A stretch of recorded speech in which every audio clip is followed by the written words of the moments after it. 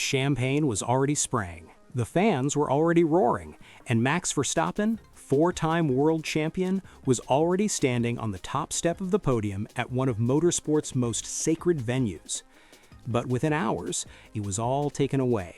Because in racing, winning the race and keeping the win are two very different things. So here's the question that's burning through the motorsport world right now. How does a team that dominates every single lap of a race end up with nothing? And more importantly, what does this disaster mean for Verstappen's assault on the legendary 24 hours of Nürburgring? Stay with me, because this story is darker than it looks.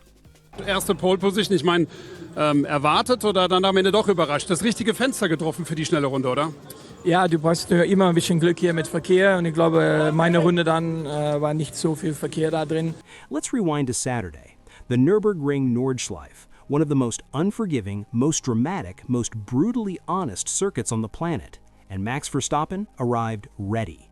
Driving the number 3 Mercedes for Team Verstappen Racing, he walked into qualifying, and on his very first push lap, one lap, he clocked a 751.751.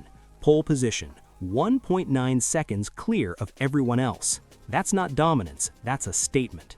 When the race went green, every set of eyes inside that paddock locked on to the blue Mercedes.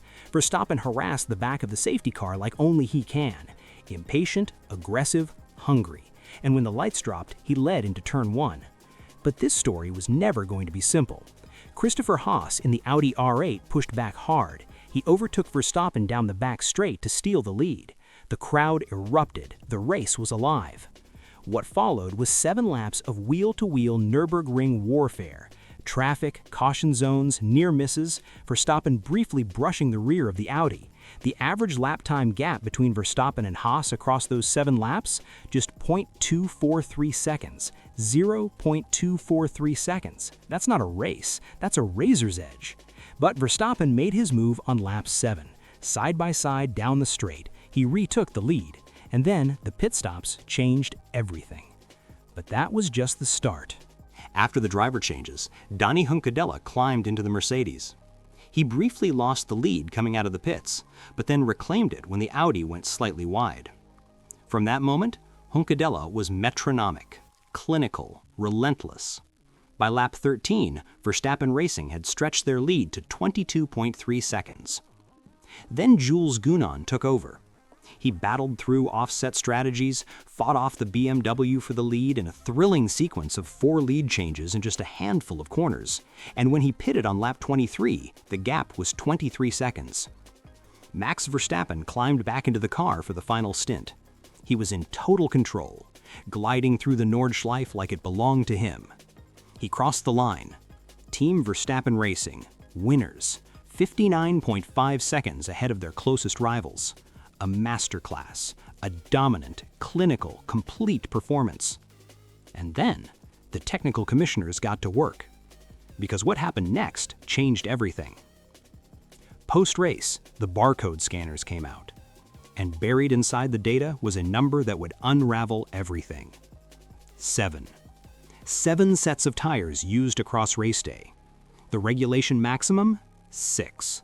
1 set over the limit. That's all it took. In the NLS, the Nürburgring Langstrecken-Serie, the technical regulations carry 0 tolerance. There is no gray area. There is no appeal based on performance. The rules are the rules, and exceeding your tire allocation means only one outcome: disqualification. The winning car excluded.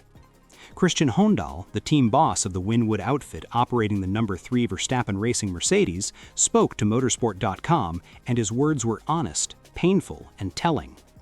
He said, "The disqualification is tough to take. Unfortunately, we made an internal error that left the stewards with no choice but to exclude the winning car." An internal error. Not a protest from a rival, not a gray area in the rulebook, not a controversial steward's decision. Their own mistake, their own oversight on the biggest stage they had entered together. This is where the story gets dark. When a winning car gets excluded, the trophy doesn't disappear, it moves. The victory was handed to the number 99 row racing BMW duo of Dan Harper and Jordan Pepper. Second place went to the number 44 Falcon Porsche of Tim Heinemann and Sven Mueller. A race they won on track, stolen by a spreadsheet error in the garage.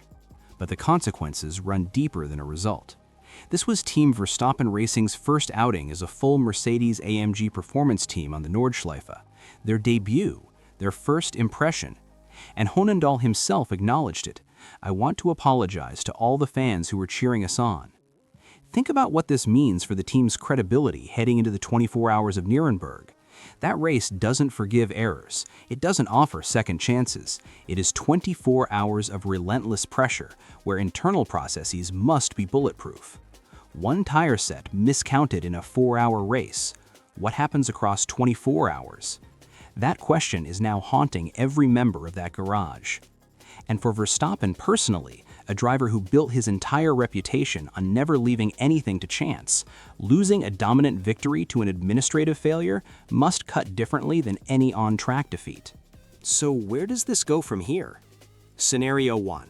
Team Verstappen Racing rebuilds fast. They audit every internal process, eliminate the human error, and arrive at the 24 hours of Nürburgring as the most dangerous team in the field.